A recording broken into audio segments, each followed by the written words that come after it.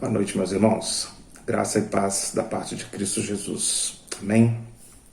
Uma alegria, uma satisfação poder estar aqui mais uma vez, compartilhando a palavra do Senhor com cada um de vocês que nos entregue esse tempo, que nos dedique esse tempo para conhecer mais a respeito das coisas de Deus. Que Deus abençoe a sua vida, que seja um tempo de crescimento, um tempo de edificação para todos nós. Eu queria convidar você a abrir a sua Bíblia no Salmo de número 13, para que nós possamos então fazer uma leitura inicial no Salmo de número 13. É um salmo de Davi, um salmo de 6 versículos, e nós leremos todo ele. Salmo 13 diz assim a palavra de Deus: Até quando, Senhor, esquecer-te-ás de mim para sempre? Até quando ocultarás de mim o rosto? Até quando estarei eu relutando dentro de minha alma, com tristeza no coração cada dia? Até quando se erguerá contra mim o meu inimigo? Atenta para mim, responde-me, Senhor Deus meu. Ilumina-me os olhos para que eu não durma o sono da morte, para que não diga ao meu inimigo, prevaleci contra ele, e não se regozijem os meus adversários, vindo eu a vacilar. No tocante a mim, confio na tua graça, regozije-se o meu coração na tua salvação. Cantarei ao Senhor, porquanto me tem feito muito bem. Irmãos, o salmista aqui demonstra ao menos 3 mudanças de atitude, de pensamento, dentro de um salmo tão curto, de apenas 6 versículos.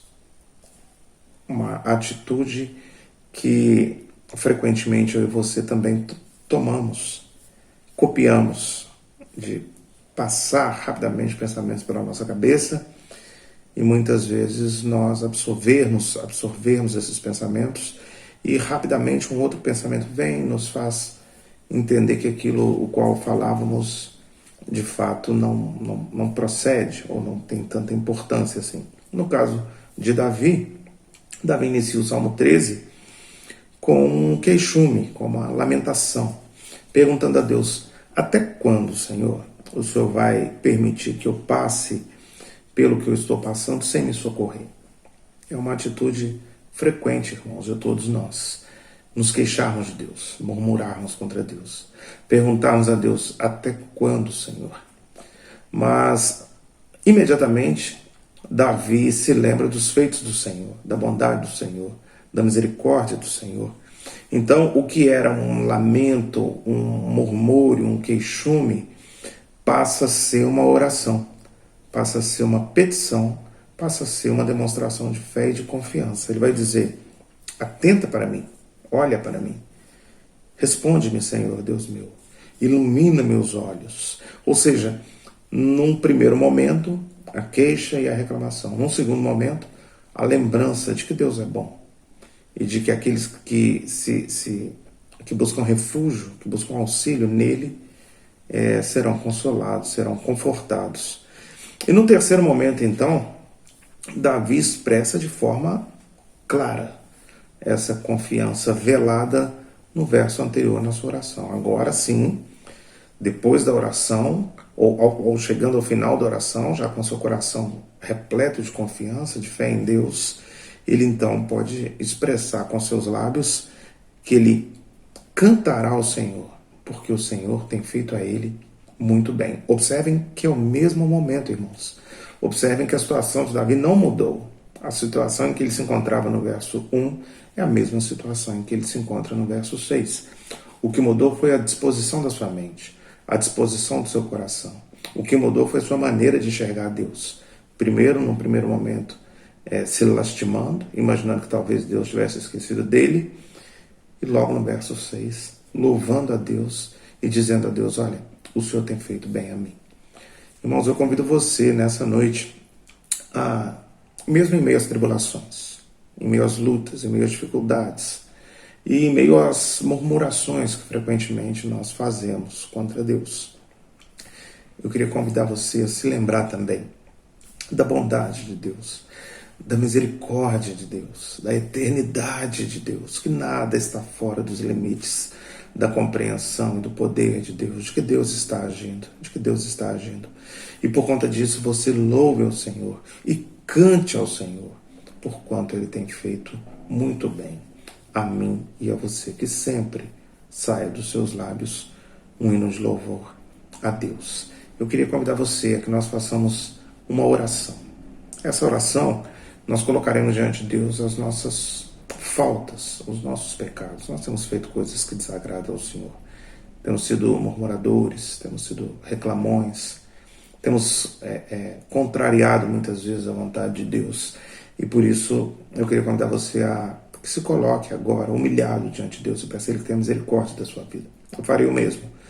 Peçamos a Deus que tenha misericórdia da nossa vida, que perdoe os nossos pecados e que assim então aceite o nosso culto como oferta agradável, como aroma suave. Feche os seus olhos, oremos a Deus. Senhor, nosso Deus e nosso Pai, nós nos achegamos a Ti, Senhor, por meio da oração, pela mediação do nosso Senhor Jesus Cristo, contando com o auxílio do Teu Santo Espírito, uma vez que não sabemos orar como convém, mas ainda assim nos achegamos ao Senhor Deus para colocar diante do Senhor a nossa vergonha, a nossa tristeza, a nossa consternação, porque nós temos feito coisas, Deus, que desagradam ao Senhor, que entristece ao Senhor. Nós temos sido um povo rebelde, um povo de dura cerviz, um povo que tem pecado deliberadamente, um povo que tem feito o que é mal perante os Teus olhos.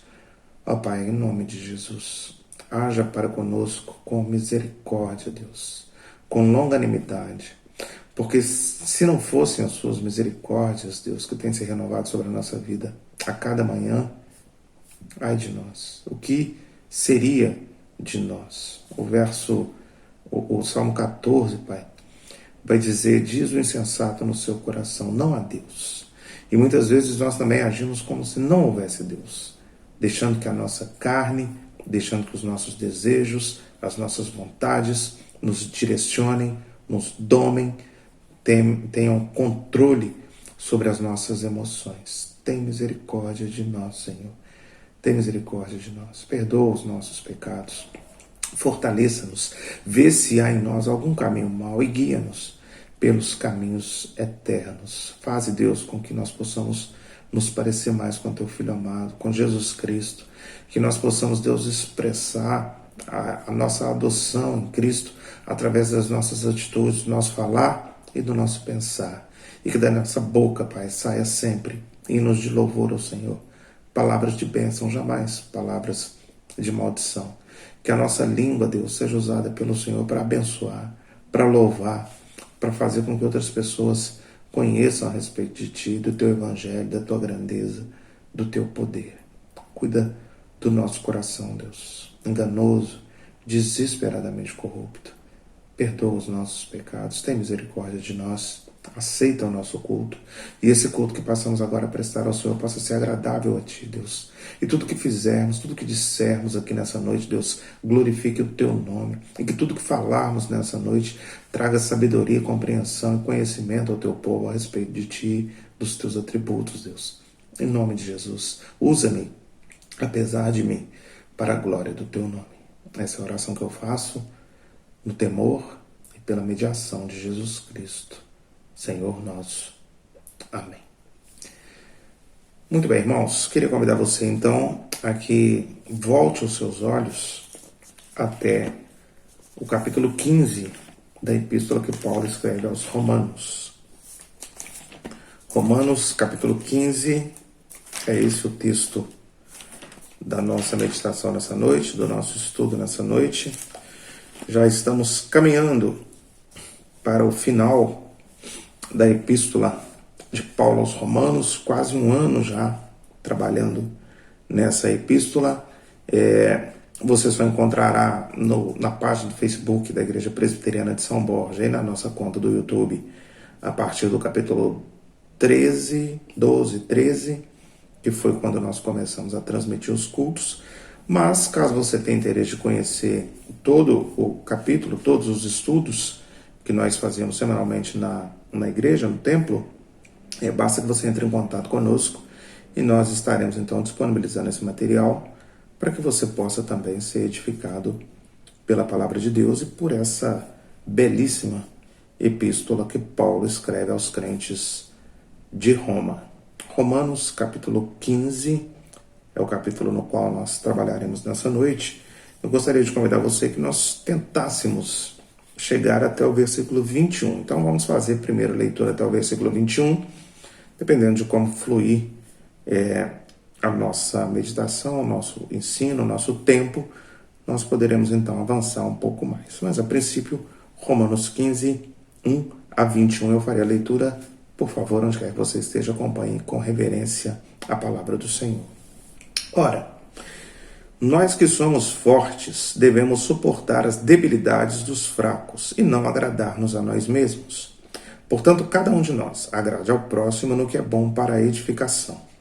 Porque também Cristo não se agradou a si mesmo. Antes, como está escrito, as injúrias dos que te ultrajavam caíram sobre mim. Pois tudo quanto outrora foi escrito para o nosso ensino foi escrito, a fim de que, pela paciência e pela consolação das Escrituras, tenhamos esperança. Ora, o Deus da paciência e da consolação vos conceda o mesmo sentir de uns para com os outros, segundo Cristo Jesus, para que, concordemente e a uma voz, glorifiqueis ao Deus e Pai de nosso Senhor Jesus Cristo. Portanto, acolhei-vos uns aos outros, como também Cristo nos acolheu para a glória de Deus. Digo, pois, que Cristo foi constituído ministro da circuncisão, em prol da verdade de Deus, para confirmar as promessas feitas aos nossos pais, e para que os gentios glorifiquem a Deus por causa da sua misericórdia, como está escrito: por isso eu te glorificarei entre os gentios e cantarei louvores ao teu nome. E também diz: alegrai-vos, ó gentios, com o seu povo. E ainda, louvai ao Senhor, vós todos os gentios, e todos os povos o louvem. Também Isaías diz: haverá a raiz de Jessé, aquele que se levanta para governar os gentios, nele os gentios esperarão. E o Deus da esperança vos encha de todo gozo e paz no vosso crer, para que sejais ricos de esperança no poder do Espírito Santo. E certo estou, meus irmãos, sim, eu mesmo, a vosso respeito, de que estáis possuídos de bondade, cheios de todo o conhecimento, aptos para vos admoestardes uns aos outros. Entretanto, vos escrevi em parte mais ousadamente, como para vos trazer isso de novo à memória, por causa da graça que me foi outorgada por Deus, para que eu seja ministro de Cristo Jesus entre os gentios, no sagrado encargo de anunciar o Evangelho de Deus, de modo que a oferta deles seja aceitável, uma vez santificada pelo Espírito Santo. Tenho, pois, motivo de gloriar-me em Cristo Jesus nas coisas concernentes a Deus, porque não ousarei discorrer sobre coisa alguma, senão sobre aquelas que Cristo fez por meu intermédio, para conduzir os gentios à obediência por palavra e por obras, por força de sinais e prodígios, pelo poder do Espírito Santo, de maneira que desde Jerusalém e circunvizinhanças até o Ilírico tenho divulgado o Evangelho de Cristo, esforçando-me, deste modo, por pregar o Evangelho, não onde Cristo já fora anunciado, para não edificar sobre fundamento alheio. Antes, como está escrito: hão de vê-los aquele que não tiveram notícia dele, e compreendê-lo os que nada tinham ouvido a seu respeito. Muito bem, irmãos, vamos então caminhar por esse texto, pelos versos desse texto, para que nós possamos então entender qual era o objetivo do apóstolo Paulo escrevendo aos cristãos de Roma e quais são as implicações, aplicações que nós podemos tirar para a nossa vida, para a nossa caminhada cristã. Nós devemos, desde já, nos lembrar que o capítulo 15 da Epístola de Paulo aos Romanos, assim como o capítulo 14, Paulo está tratando aqui de um problema que ocorria na igreja dos romanos, uma dissensão, um problema, uma briga que havia ali naquela igreja entre aqueles judeus que já haviam compreendido, que já haviam assimilado, entendido que Jesus Cristo, que a vinda de Jesus Cristo, o sacrifício de Jesus Cristo, morte e ressurreição de Jesus Cristo era a confirmação da lei e que, portanto, várias daquelas leis do Antigo Testamento se cumpriam em Cristo, elas estavam apontando para Cristo, uma vez que Cristo veio ao mundo e cumpriu plenamente, perfeitamente a sua obra, e não havia mais a necessidade de usos e costumes, questões amorais do Antigo Testamento.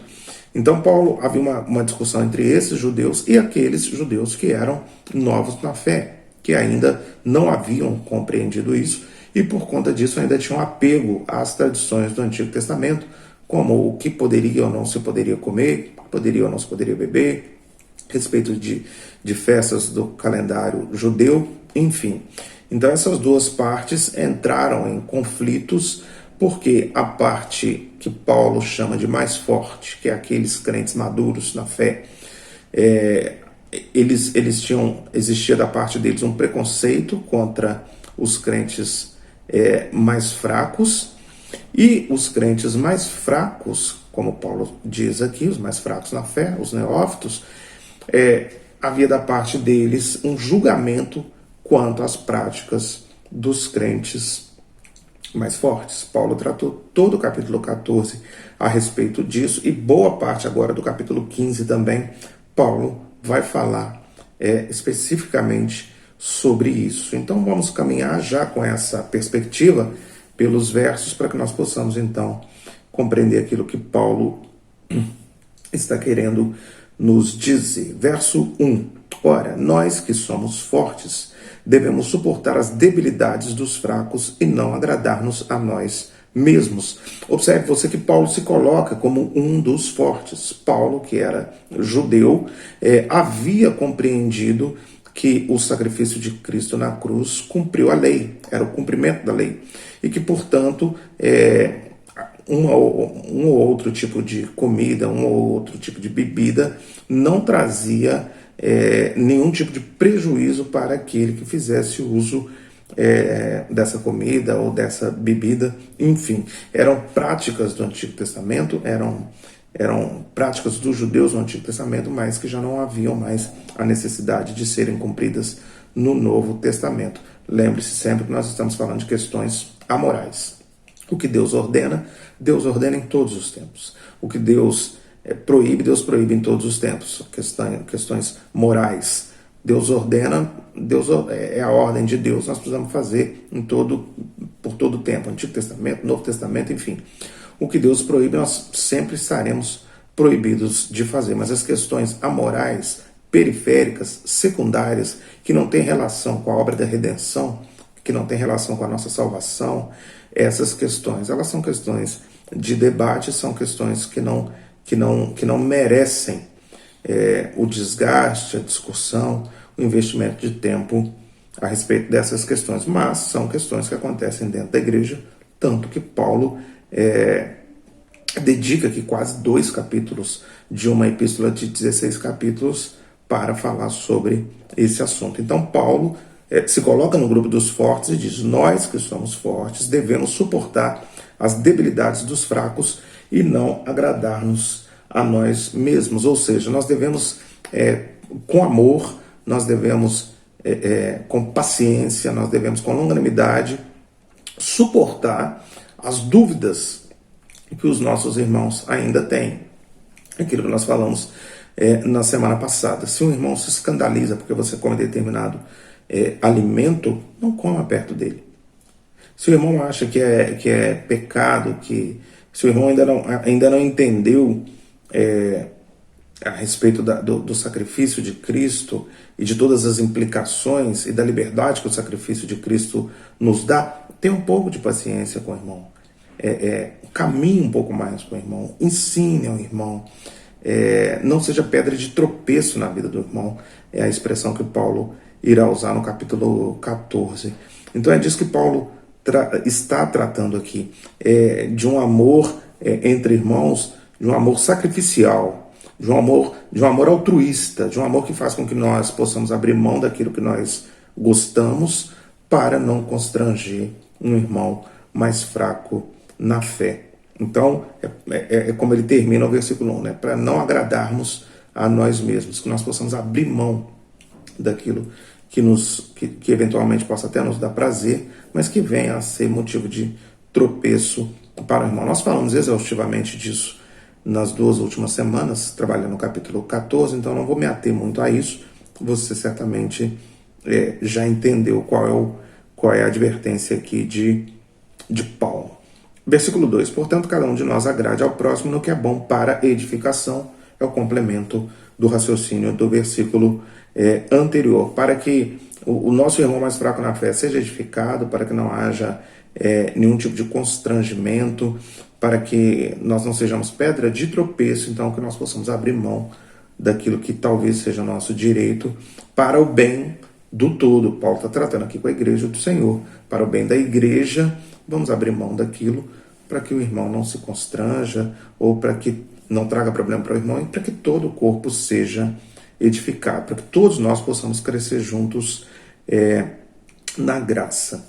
No versículo 3, Paulo vai dizer: porque também Cristo não se agradou a si mesmo, antes, como está escrito, as injúrias dos que te ultrajavam caíram sobre mim. Paulo vai fazer uso aqui do Salmo 69, um salmo messiânico, para apoiar a sua argumentação. Olha, nós podemos fazer isso, abrir mão em amor ao próximo, porque Jesus é o nosso melhor exemplo disso. É o nosso melhor exemplo e o nosso melhor encorajamento. A atitude de Jesus, ela é um exemplo para nós e um encorajamento para que nós possamos também repetir esse tipo de atitude, né? Jesus Cristo é totalmente puro, totalmente santo, totalmente inocente, permitiu que caísse sobre ele as injúrias daqueles que o ultrajavam, como ovelha muda, né? Assim como vai dizer lá o profeta Isaías. Então é um exemplo, ao mesmo tempo que é um exemplo, é também uma motivação para que eu e você possamos andar assim como Jesus andou, abrindo mão daquilo que é o nosso direito. Então, Paulo está dizendo isso aí no versículo 3. Versículo 4, Paulo vai escrever assim: pois tudo quanto outrora foi escrito para o nosso ensino foi escrito, a fim de que, pela paciência e pela consolação das Escrituras, tenhamos esperança. Paulo está dizendo aqui, ou usando aqui essa expressão, tudo quanto outrora foi escrito para o nosso ensino. Como ele fez o uso do Salmo 69, ele está aqui autenticando para os judeus que conheciam a lei, conheciam o Antigo Testamento, ele está aqui autenticando o seu ensino, aquilo que ele está dizendo nos versículos 1 a 3. A palavra de Deus, os ensinos da Bíblia, elas foram dadas a nós, elas foram trazidas a nós para a nossa consolação, para a nossa, a fim de que pela paciência e pela consolação das Escrituras tenhamos esperança. Então Paulo está linkando, trazendo o Antigo Testamento para os cristãos, para os judeus convertidos de Roma, para autenticar o seu ensino. Ele cita um texto do Antigo Testamento e imediatamente ele já inicia o versículo 4, pois tudo quanto for escrito, ou seja, tudo aquilo que nós lemos no Antigo Testamento, inclusive essa citação do Salmo 69, serve para que nós possamos crescer em graça, serve para que nós possamos, através do ensino, aumentar a nossa paciência, o nosso consolo, a nossa esperança. Paulo, irmãos, está aqui autenticando, acho que essa é a melhor palavra, autenticando o Antigo Testamento. Ele está linkando o Antigo Testamento ao Novo Testamento. É precioso que Paulo faça isso, porque já naquela época e também nos dias de hoje, existem grupos filosóficos, religiosos, que creem que o Antigo Testamento seria o plano B de Deus, que a história da redenção ela estava reservada apenas para os judeus. E como os judeus não se converteram, não aceitaram o Messias, não aceitaram Jesus, que então o evangelho foi compartilhado também com os gentios. Nos versos seguintes, ele vai deixar isso de forma muito mais clara, nós vamos passar por eles, mas desde o verso 4, ele já começa então a usar o Antigo Testamento para, mais uma vez, fazer com que os irmãos, com que os crentes de Roma entendam que toda a Escritura é inspirada por Deus e de que toda a Escritura trata-se de uma coisa só e de que o plano de Deus para os judeus, o plano de Deus, a obra da redenção de Deus incluía também os gentios.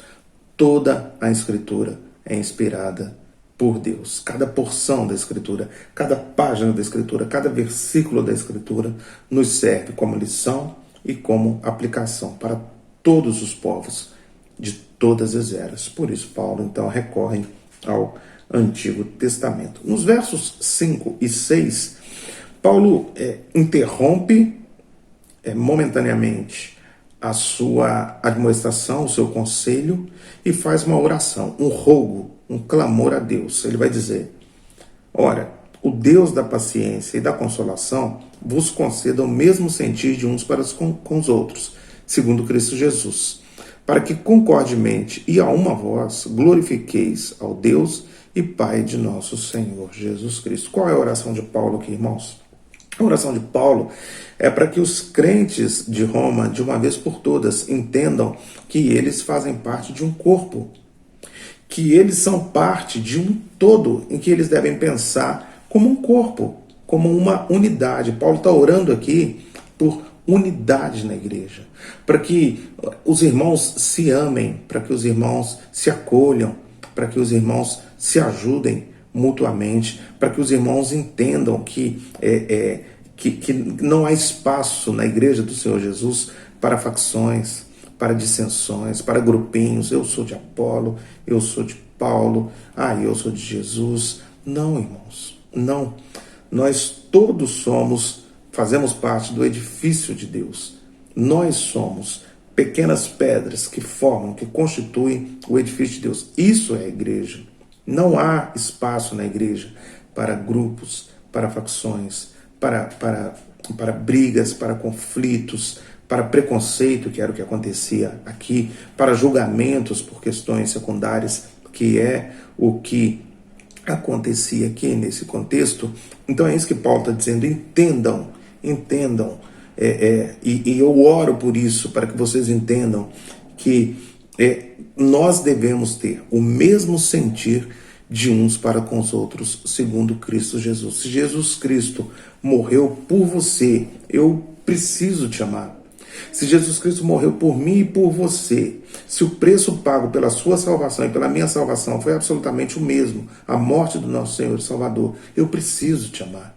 Eu não posso me permitir não te amar, sabendo que Jesus te amou, te ama. Então é disso que Paulo está dizendo aqui. Assim como Jesus fez, façam também. Amem, cuidem, acolham, sintam um pelo outro esse amor fraternal. E aí no versículo 6 ele vai dizer: para que concordemente e a uma voz glorifiqueis a Deus, Pai de nosso Senhor Jesus Cristo. Ou seja, para que a uma voz,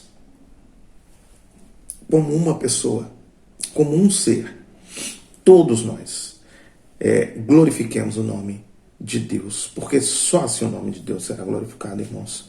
Através das nossas atitudes de amor, amar ao próximo como a ti mesmo, amar Deus sobre todas as coisas e ao próximo como a ti mesmo. Só assim nós conseguiremos glorificar o nome de Deus, inclusive entre os gentios, inclusive entre aqueles que não creem em Deus. As nossas atitudes com os nossos irmãos, a nossa comunhão, o nosso amor fraternal, isso escandaliza, isso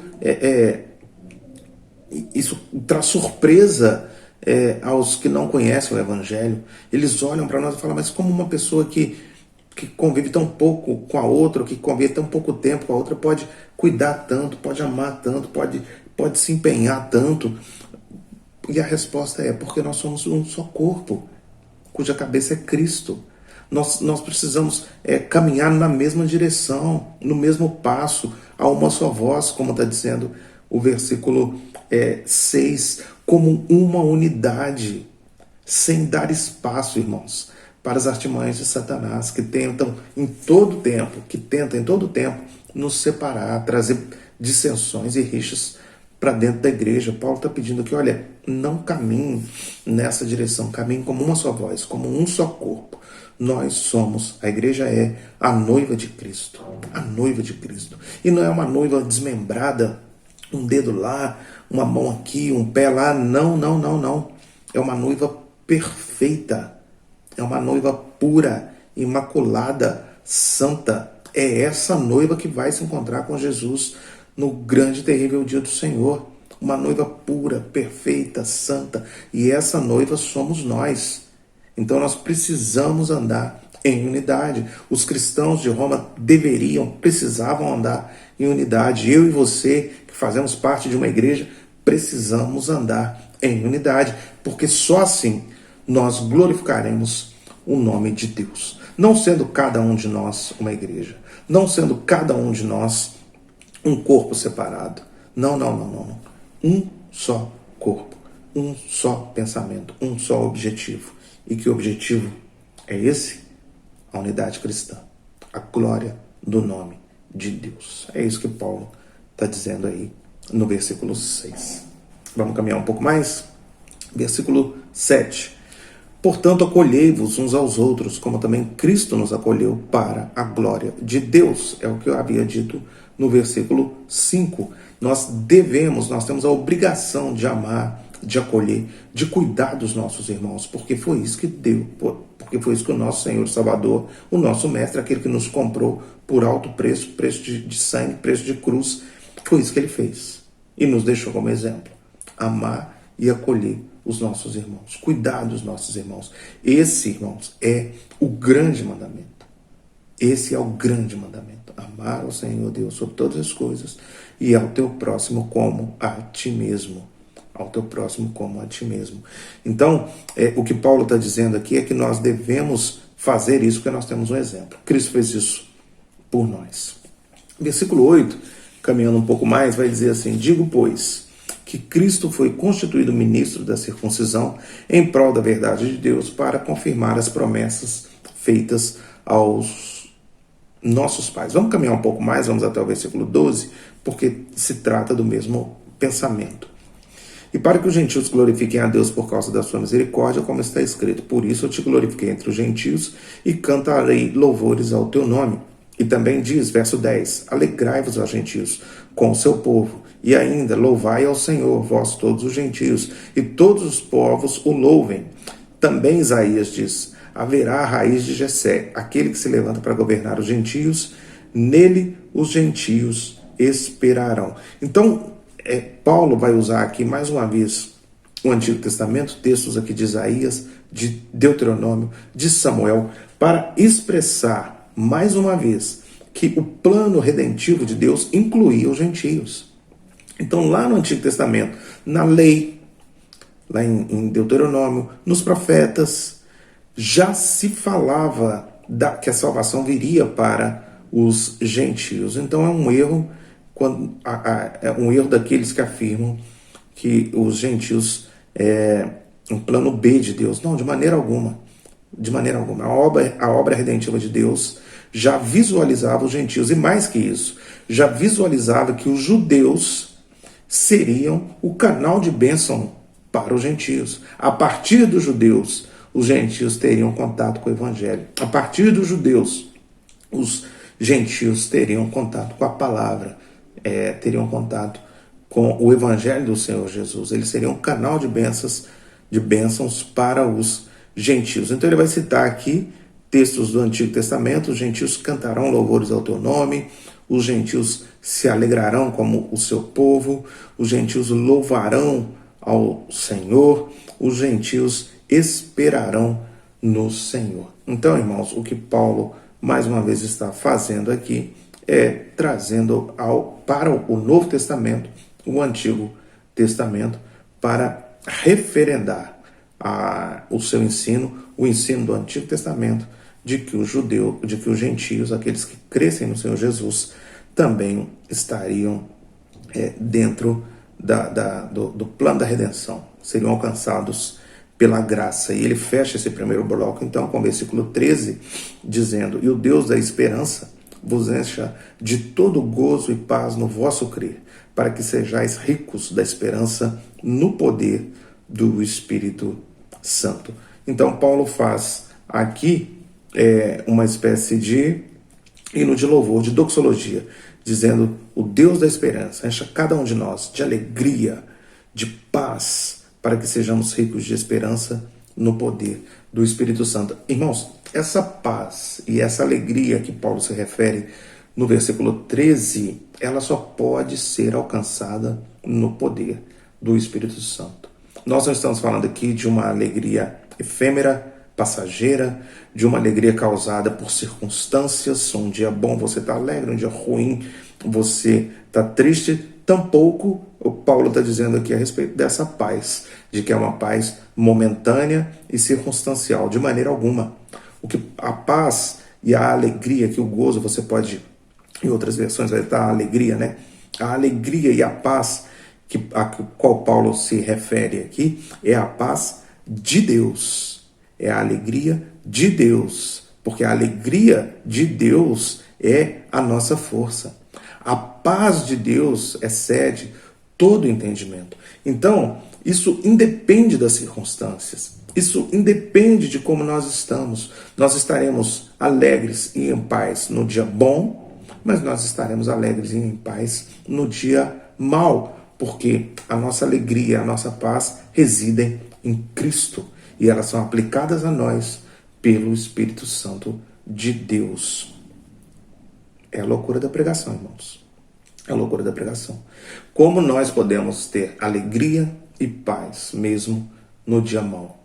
Por conta da esperança, por conta das promessas que estão colocadas para mim e para você, e que nos foram entregues, que nos foram dadas e que nos são confirmadas dia após dia pelo poder do Espírito Santo.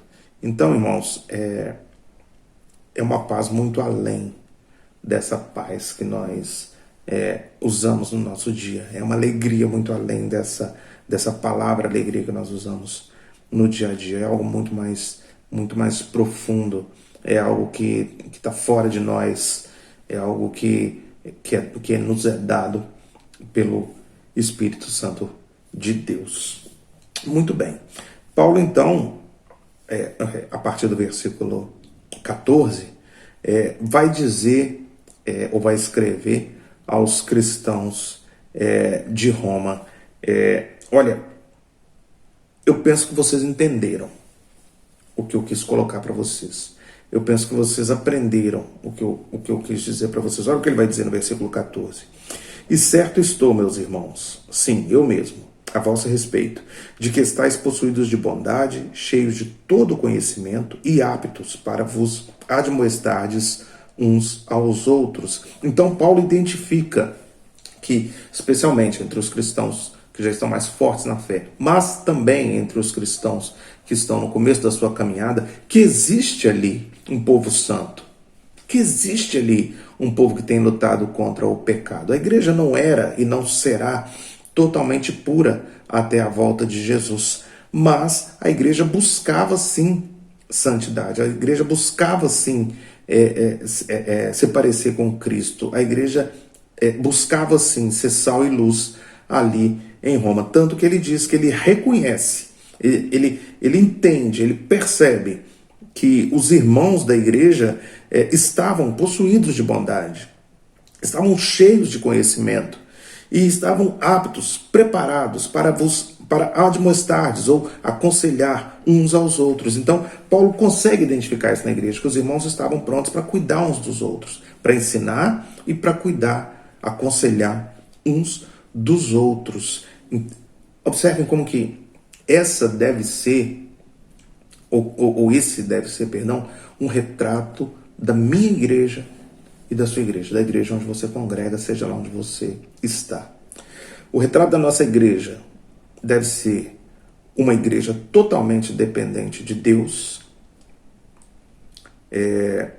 uma igreja, versículo 13, uma igreja que se alegra e que tem paz em Cristo pela ação do Espírito Santo, pelo poder do Espírito Santo, e que por conta disso, por receber isso de fora para dentro, ela então consegue agora, de dentro para fora, expressar isso nas suas ações, nas suas atitudes para com seus irmãos, uns para com os outros. Então, uma vez que nós recebemos de Deus a alegria, a paz, a esperança no poder do Espírito Santo, eu e você podemos agora agir ou estarmos possuídos de bondade, cheios de todo conhecimento e prontos, preparados para nos aconselharmos, para nos consolarmos, para nos admoestarmos uns aos outros. Porque, voltando no início do capítulo 15, nós somos um só corpo. Esse é o projeto de Deus para a igreja. Uma unidade. E enquanto unidade, um cuida do outro. Quem tem mais, compartilha com quem tem menos. Quem exerce poder em qualquer área que seja, quem tem poder financeiro, quem tem poder social, quem tem poder cultural, compartilha isso com os que são menos favorecidos. Quem tem dons e talentos, compartilha isso com quem é menos favorecido. Porque no âmbito da igreja, na vida da igreja, no dia a dia da igreja, pouco importa quem é esse que tem muito e quem é esse que tem pouco. Porque nós somos um só. Essa diferença, ela não pode ser visível. É claro que nós vemos isso no dia a dia. Quando eu digo ela não pode ser visível, ela não pode ditar o ritmo da igreja. No dia a dia da igreja, todos, independente da sua condição social, financeira, cultural, todos devem parecer um só. Uma unidade.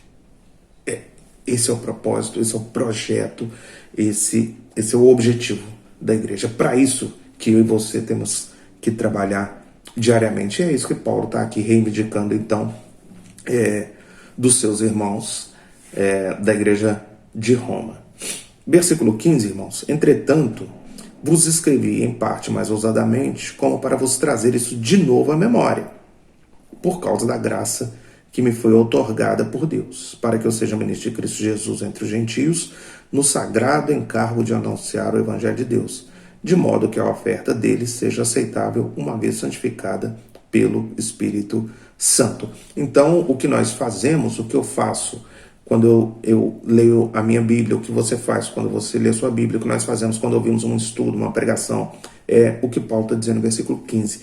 Trazer de novo à memória as verdades nas quais nós fomos ensinados e que por conta do ambiente em que vivemos, do mundo hostil ao evangelho que vivemos, da nossa natureza caída, pecaminosa, nós muitas vezes nos esquecemos disso e tratamos o nosso irmão com disfarçatez, tratamos o nosso irmão com preconceito, nos achamos melhores do que o nosso irmão, nos achamos mais capacitados, mais prontos, mais fortes. Enfim, Paulo está dizendo aqui que nós devemos sempre trazer à memória a verdade do Evangelho, de que nós somos uma unidade, de que nós somos um só corpo. E no versículo 16 ele vai dizer: para que eu seja ministro de Cristo Jesus entre os gentios, no sagrado encargo de anunciar o Evangelho de Deus, de modo que a oferta dele seja aceitável, uma vez santificada no Espírito Santo. Ou seja, uma vez que os gentios se convertam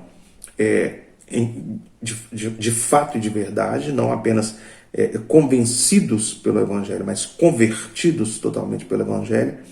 Quando isso acontecer, certamente o nome de Deus será glorificado e isso será então uma oferta agradável a Deus. Essa transformação e a maneira de eles lidarem com essa transformação, com essa conversão no dia a dia com seus irmãos, com seus pares, certamente glorificará o nome de Deus. Versículo 17, Paulo vai dizer assim: tenho, pois, motivo de gloriar-me em Cristo Jesus nas coisas concernentes a Deus, porque não ousarei discorrer sobre coisa alguma, senão sobre aquelas que Cristo fez por meu intermédio, para conduzir os gentios à obediência por palavras e por obras, por força de sinais e prodígios, pelo poder do Espírito Santo, de maneira que desde Jerusalém e circunvizinhanças até o Ilírico tenham divulgado o Evangelho de Cristo.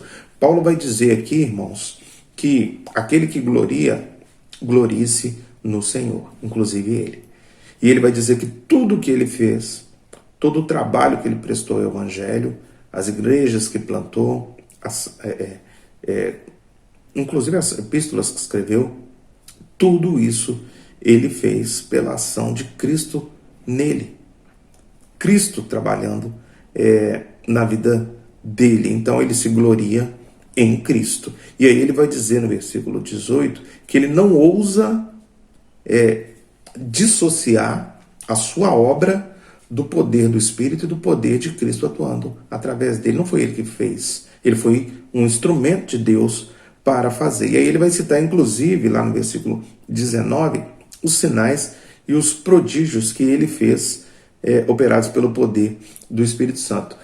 Lembrando aos seus leitores de que os sinais, os milagres que ele realizou, não só ele, todos os outros agraciados por Deus para realizarem milagres, Paulo, Pedro, Moisés no Antigo Testamento, Eliseu, Elias, enfim, todos estes, eles foram usados por Deus para milagres, para que fosse autenticado o seu ministério, para autenticar o seu ministério, seja de profeta, seja de sacerdote, seja de apóstolo, como é o caso aqui de Paulo.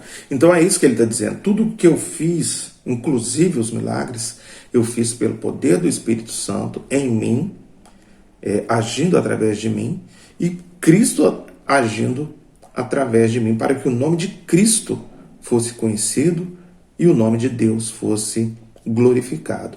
Então, nada eu fiz de mim mesmo, nada eu fiz de mim mesmo.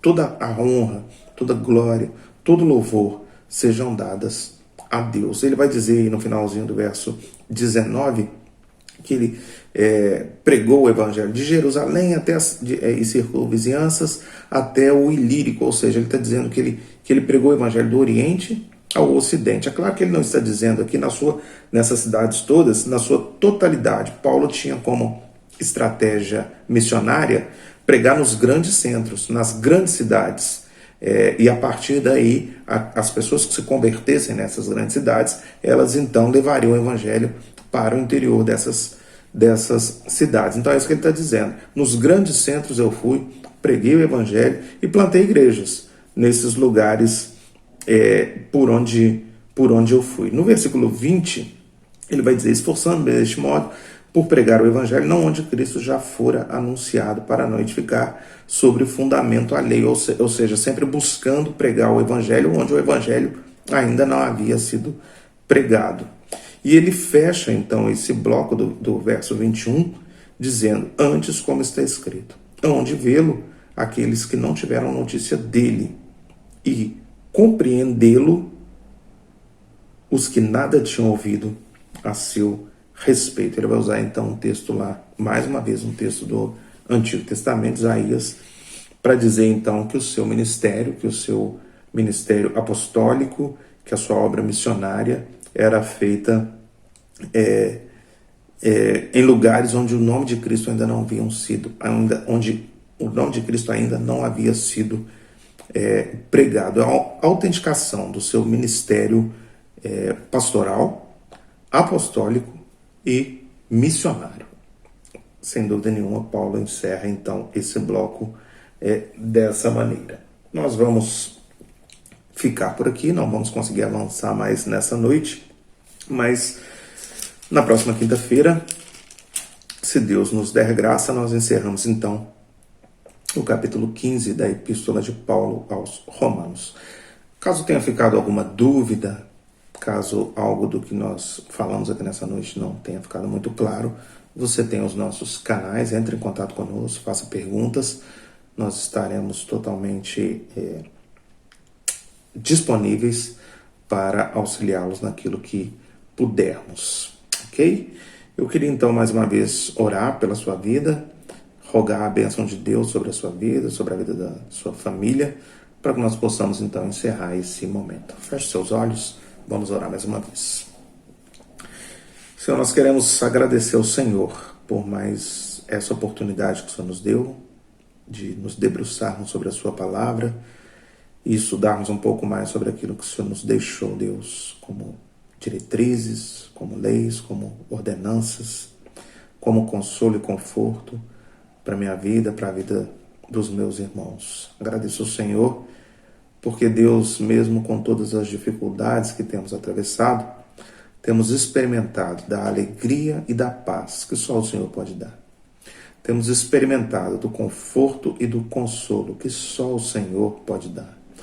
E por isso nós te louvamos, Deus, por isso nós te bendizemos e te agradecemos, porque sabemos que no mundo passaremos por aflições, mas os nossos ânimos são renovados dia após dia, porque temos a certeza e convicção de que o Senhor venceu o mundo.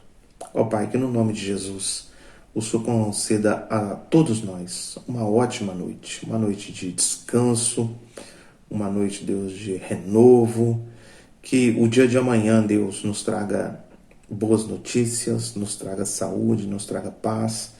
Que o Senhor visite, Deus, a todos que nos ouvem nesse momento, que nos assistem nesse momento, com a tua paz, com a tua bendita paz. Abençoe essas famílias no campo material, Deus, mas especialmente no campo espiritual. Faça, Deus, com que todos nós possamos ter sido edificados nessa noite, que todos nós possamos ter crescido, Deus, em graça, conhecimento, estatura diante do Senhor, e que nós possamos, Deus, em nome de Jesus, viver para os nossos irmãos. Viver assim como o Senhor requer de nós, amando ao Senhor sobre todas as coisas e ao nosso próximo como a nós mesmos. Abençoa-nos, Deus. Essa é a oração que nós fazemos no nome e por amor de Jesus Cristo. Amém. Agora, amados irmãos, povo de Deus, que a graça do nosso Senhor Jesus Cristo, que o amor de Deus, o nosso Pai, e que as doces e eternas consolações do Espírito Santo sobre vós repousem, sobre vós permaneçam, capacitando-nos a aguardar com esperança, com alegria, a volta daquele que prometeu e certamente virá buscar a sua noiva, a sua igreja. Maranata, vem, Senhor Jesus. Amém, amém e amém. Muito obrigado a você que nos assiste mais uma vez nessa noite fria aqui no Rio Grande do Sul. Que Deus abençoe você, abençoe a sua família. E nós nos encontramos, fica o convite, para que você participe conosco no nosso culto de louvor e adoração a Deus no próximo domingo, a partir das 19 horas, nos nossos canais. Deus abençoe, uma boa noite a todos, em nome de Jesus.